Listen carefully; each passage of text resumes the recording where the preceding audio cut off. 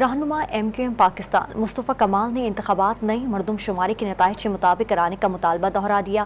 واضح کیا کہ پرانی حلقہ بندیوں میں کراچی شہر سے ناانصافیاں کی گئی ہیں۔ کراچی میں پریس کانفرنس میں انہوں نے کراچی کی آبادی میں اضافے کو خوش آئین قرار دیا۔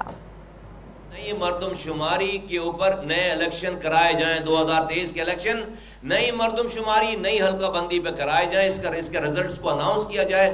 اللہ کا شکر ہے کہ یہ رزلٹ اناؤنس ہو گیا۔ یہ الیکشن نئی مردم شماری پر نئی حلقہ بندیوں پہ ہوں گے، کیونکہ نئی حلقہ بندیوں پہ اگر نہیں ہوتے تو پرانی پچھلی صوبائی حکومت ہے، اس نے یہ پرانی حلقہ بندیاں اپنی مرضی سے کر اس شہر کی تمام حلقہ بندیوں کو خراب کر رکھا ہے۔